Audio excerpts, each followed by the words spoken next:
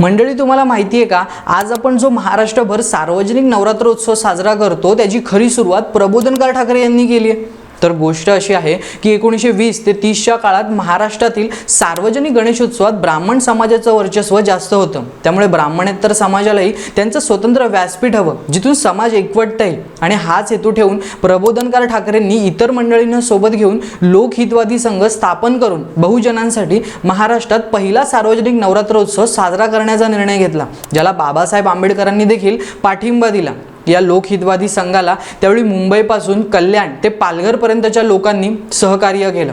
महाराष्ट्राची मुख्य देवता माय भवानी, जिचा उत्सव छत्रपती शिवाजी महाराजांच्या काळापासून सुरू होता, तो साजरा करायचा असं ठरवलं गेलं। आणि दादरच्या काळा मैदान, जिथे आता वीर भाई कोतवाल उद्यान आहे, तिथे भव्य असा पहिला सार्वजनिक नवरात्रोत्सव साजरा करण्यात आला।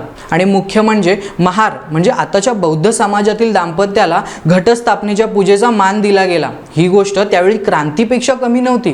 दसऱ्याला भव्य अशी मिरवणूक निघाली, ज्यात बाबासाहेब आंबेडकर यांनी भाषण दिलं। आजही हा उत्सव दादरच्या खांडके बिल्डिंगमध्ये साजरा केला जातो। तुम्हाला ही माहिती कशी वाटली कमेंट करून नक्की सांगा, आणि अशाच माहितीपूर्ण व्हिडिओसाठी विषय आपला जायला सबस्क्राईब करा।